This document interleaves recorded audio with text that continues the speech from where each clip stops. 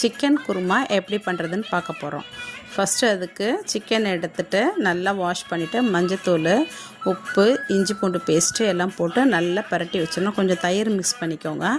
நல்லா அதை ஊற வச்சிடணும். அதுக்கு தேவையான வெங்காயம் கட் பண்ணிக்கோங்க, தக்காளி பழம் கட் பண்ணி வச்சுக்கோங்க, கொஞ்சோண்டு புதினா, அப்புறம் இஞ்சி பூண்டு பேஸ்ட்டு,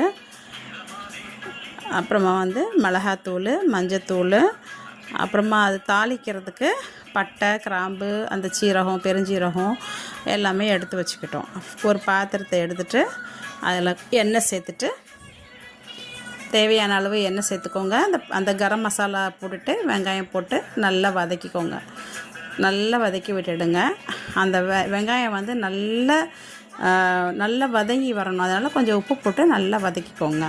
இப்போ அந்த புதினாவை அதில் சேர்த்துருங்க. புதினா கொத்தமல்லி சேர்த்துட்டு நல்லா வதக்கி விட்டுக்கோங்க. வெங்காயம் நல்லா வதங்கினதுக்கப்புறமா இஞ்சி பூண்டு பேஸ்ட் சேர்த்துக்கோங்க.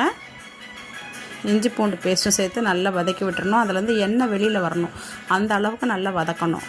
அதுக்கப்புறம் தக்காளி பழம் சேர்த்துக்கோங்க. தக்காளி பழம் போட்டு நல்லா வதக்கி விட்டுக்கோங்க. தக்காளி நல்லா மேஷ் ஆகணும், நல்லா வதக்கி நல்லா மேஷ் ஆகணும். இப்போ மிளகாத்தூள், தேவையான மிளகாத்தூள், மஞ்சள் பொடி சேர்த்துட்டு நல்லா வதக்கி விட்டுக்கோங்க.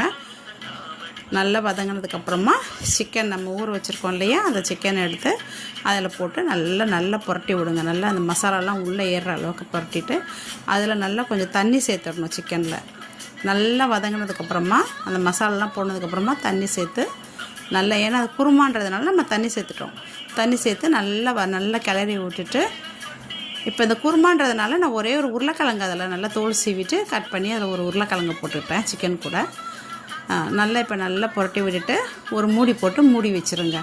அது நல்லா கொதிக்கட்டும், சிக்கன் கொதிக்கட்டும். அதுக்குள்ளே நாம் என்ன பண்ணோம், சிக்கனுக்கு தேவையான தேங்காய் அரைக்கணும். ஸோ இது நல்லா மூடி போட்டு நல்லா கிளறி விட்ருங்க. நல்லா கொதிக்கட்டும். கொதித்து அந்த உருளைக்கிழங்கு சிக்கனை எல்லாம் நல்லா வெந்து வரட்டும். அது வேகிறதுக்குள்ளே நம்ம இப்போ தேங்காய் அரைக்கணும். அதனால் தேங்காய் என்ன பண்ணுங்கள், நல்லா கீறிட்டு பின்னாடி இருக்க அந்த தோலெல்லாம் சீவி எடுத்துருங்க. வெள்ளையாக இருக்கணும் தேங்காய், அப்போ தான் குருமா நல்லாயிருக்கும்.